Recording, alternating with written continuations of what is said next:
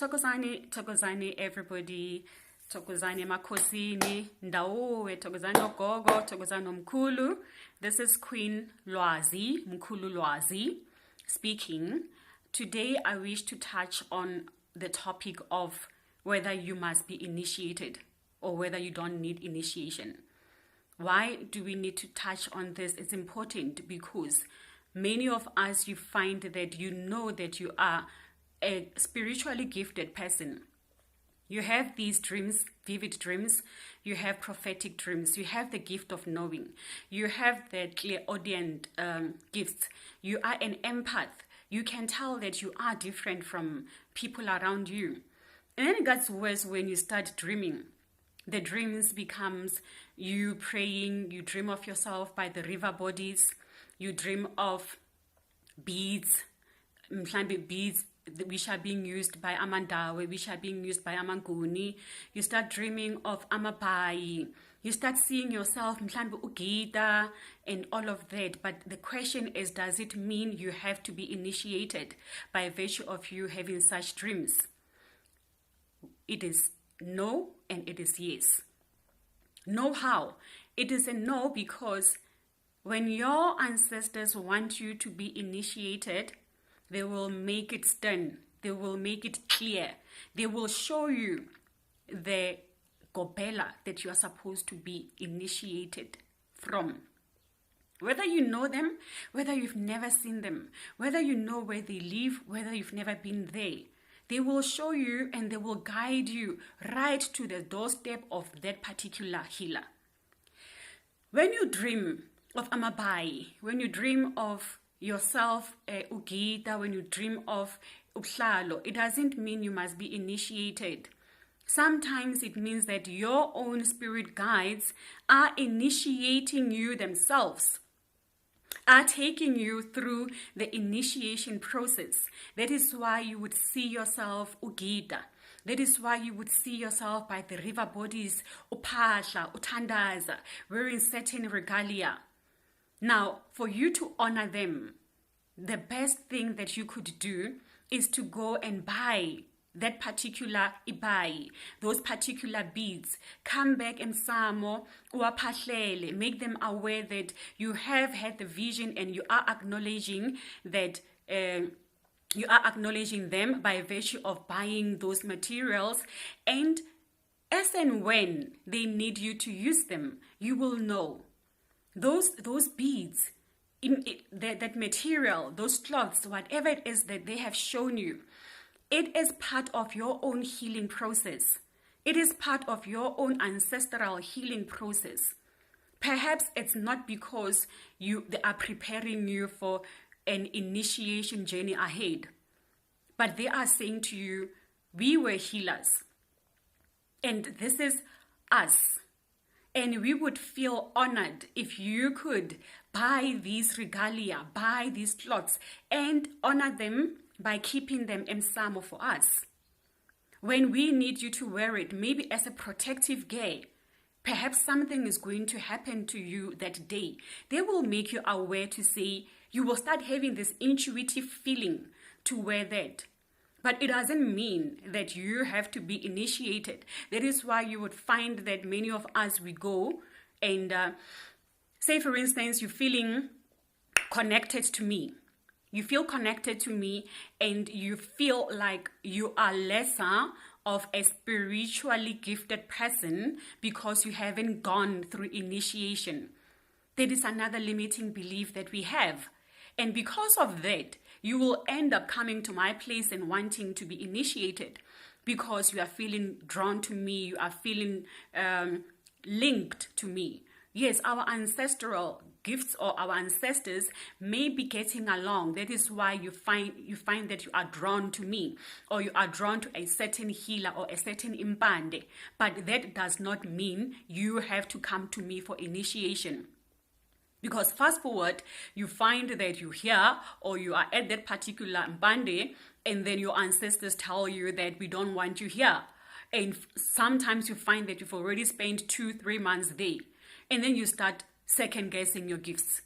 You start feeling that the intuition is wrong. You start belittling yourself. You start seeing yourself as lesser of a spiritually gifted person by virtue of you going into that Mpande and your ancestors taking you out. You ask yourself questions like, why did they even take me there for in the first place and not say no before I even go there? Those are some of the things that I wish we could actually look deeper into. Because once you go for initiation, and then you come back and your ancestors tell you, we don't want you there, we didn't want you there, it becomes a lot of work for you to rectify that and get to be harmonized with your ancestors.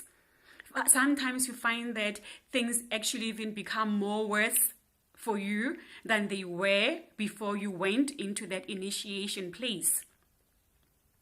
So before you go into initiation, ask such questions. Don't be in a rush. Go emsamo. Sometimes even if it takes a year, it takes 2 years, it takes a couple of years for you to actually realize that you are not supposed to be initiated, or for you to actually realize that you are supposed to be initiated. Let it be. Take time.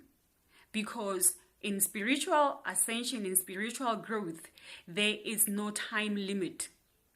You can be a healer for 5 years, for 10 years, for 20 years, for 30 years, but still you will learn things on a daily basis. Occasionally you will learn new things about spiritual journey itself.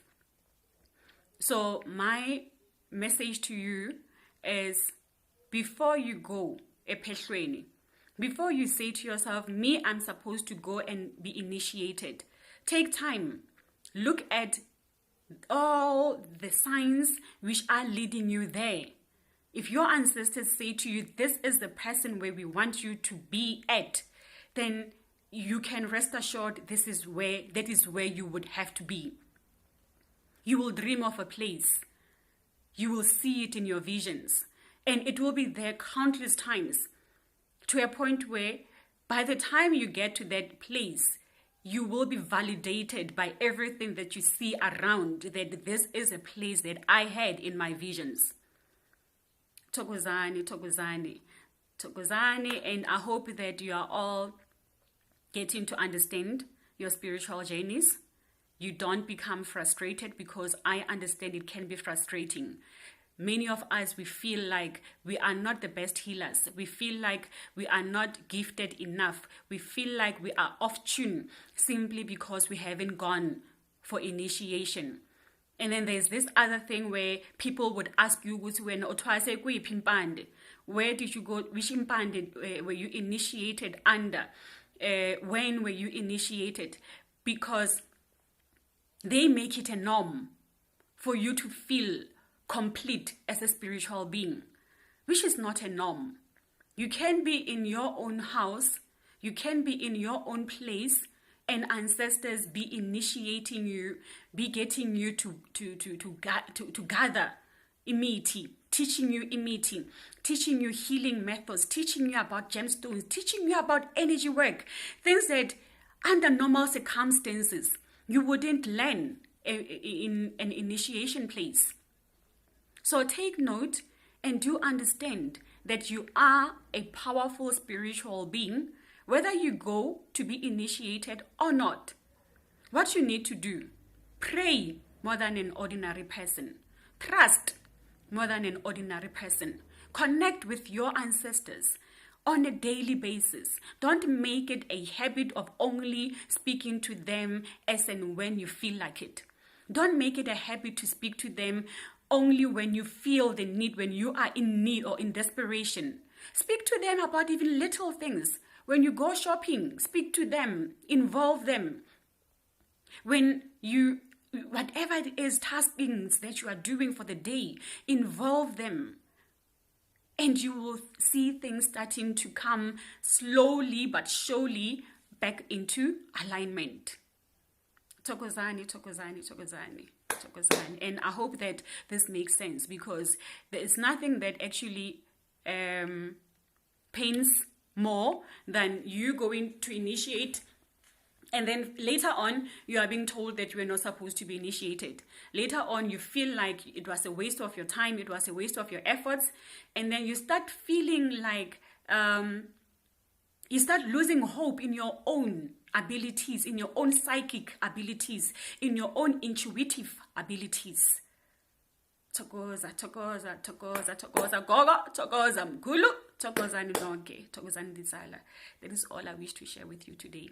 Mdawu.